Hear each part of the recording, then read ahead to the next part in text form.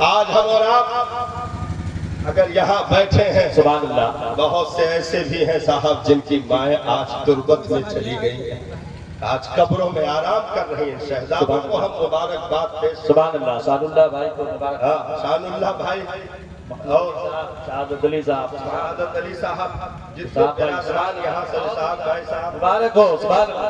ہم مبارکباد پیش کریں گے ان شہزادوں کو صاحب، کیا کہنا، واہ جنہوں واہ. نے آج اس خاتون، اس شفیق مہربان ماں کی ذات کو یاد کیا ہے، جنہوں نے صاحب اپنی زندگی کے قیمتی اوقات ہی نہیں بلکہ جسم کے ایک ایک قطرے کو قربان کر کے جس خاتون نے ان اولادوں کو جوانی عطا کر دی.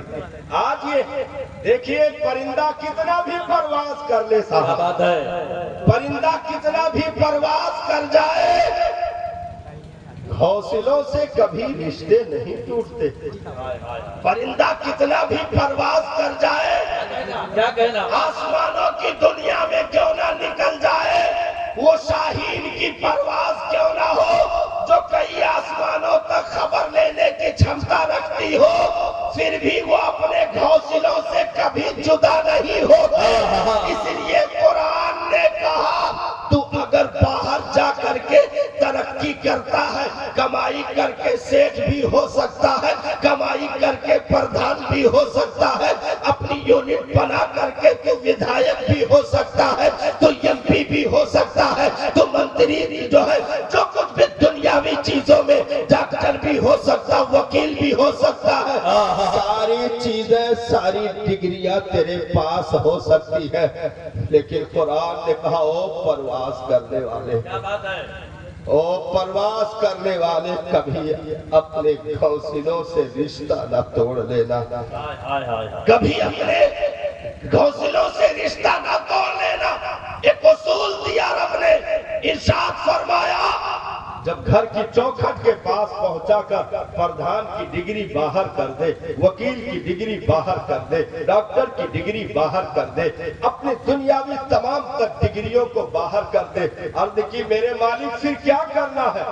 کہا گھر کے چوکھٹ کے اندر صرف بیٹا بن کر چلا جا. واہ واہ واہ واہ.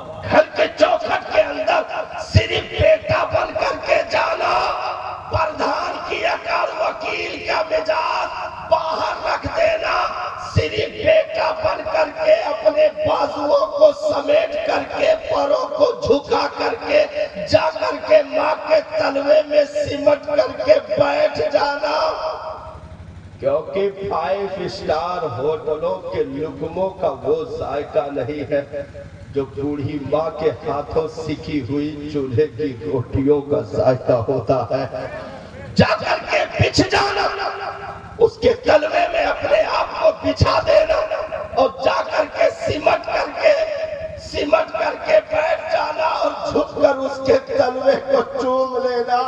کیونکہ دنیا کی اور جگہیں بھی ہیں جہاں لوگ جھکتے ہیں، لیکن وہ ساری جگہیں جھکا کر کے اسے زیرو پر لے جاتی ہے.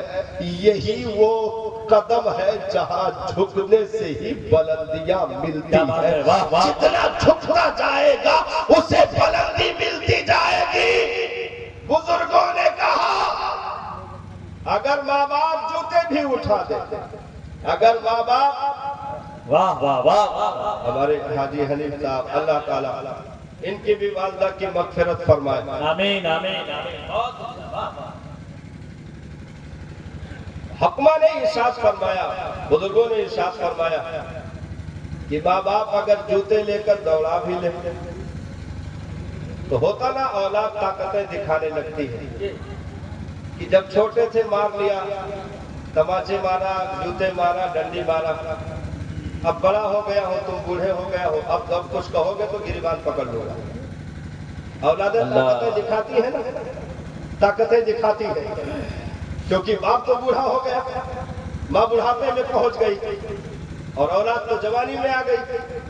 تو اب اگر باپ جوتے لے کر دوڑائے تو بیٹا کھڑا ہو جائے اور آستین سمیٹنے لگے. خبردار اگر کچھ کہا تو ناپ لوں گا، وہ دور اور تھا جب تم مار دیتے تھے، اب میں بڑا ہو گیا ہوں. لا لا، बुजुर्गों ने कहा है साहब, अल्लामा खादिम साहब अपना निजी वाकया बयान करते थे।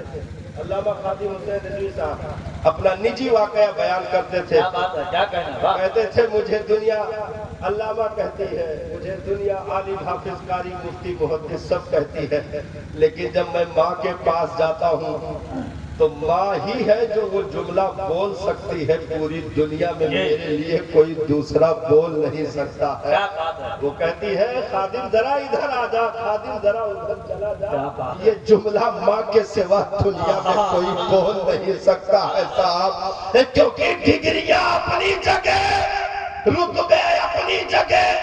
तो अल्लामा साहब ने कहा कि माँ अगर जूते लेकर दौड़ाए भी या बाप दौड़ाए तो अकड़ने खड़े होने की कोशिश न करना, सर झुका दे, उसी के सामने सर झुका के खड़ा हो जाए और